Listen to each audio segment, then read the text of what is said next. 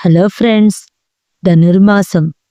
ధనుర్మాసం అంటే సూర్యుడు ధనస్సు రాశిలో సంచరించే మాసం.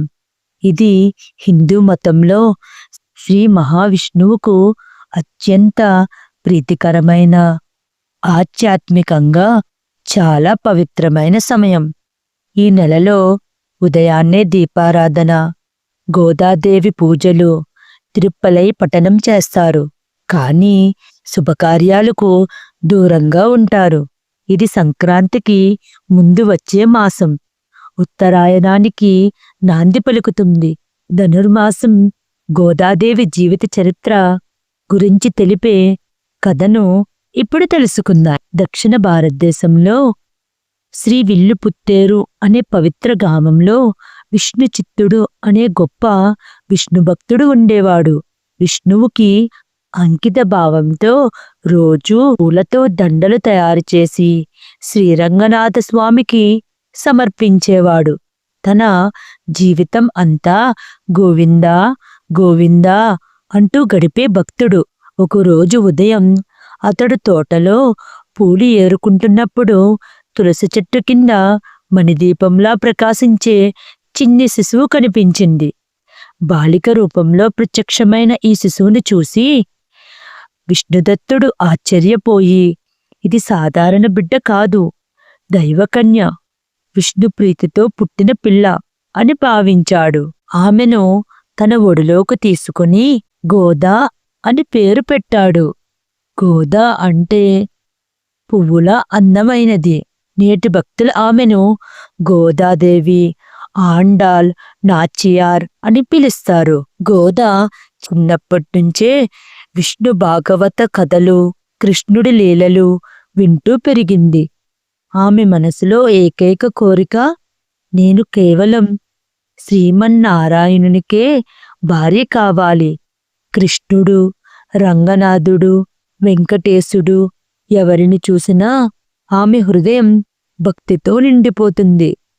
తన తండ్రి తయారు చేసే మాలలు, పూలదండలు చూసినప్పుడల్లా గోదా ఆలోచన లోతెక్కి, ఈ మాలలు నాకు వధువు మాలల్లా ఉంటే శ్రీమన్నారాయుడు నన్ను అంగీకరిస్తాడా అని భావించేది. అలా దేవునికి అర్పించే మాలలను తానే ముందుగా ధరించి చూసేది. ఈ విషయం విష్ణుదత్తునకు తెలిసినప్పుడు తొలుత కోపం వచ్చింది.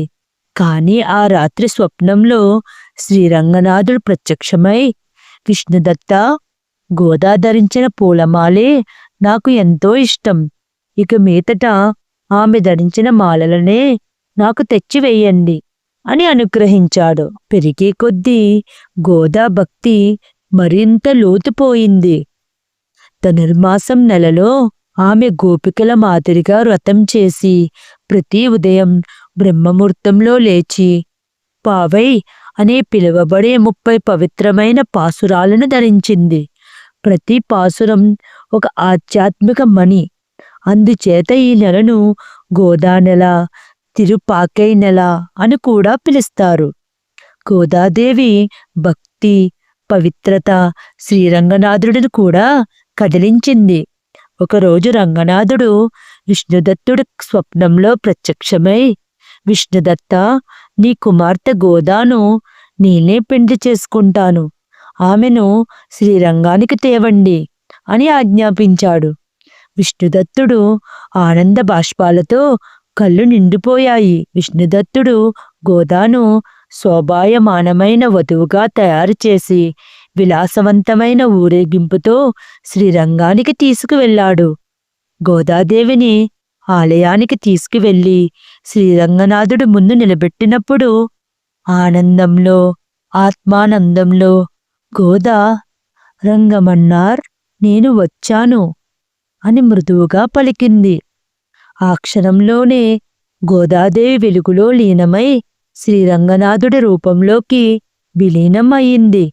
ఆమె భౌతిక శరీరం కనపడలేదు. దేవుని శరణ్యలోకాన్ని చేరింది. దీనిని గోదా కళ్యాణం అని పిలుస్తారు.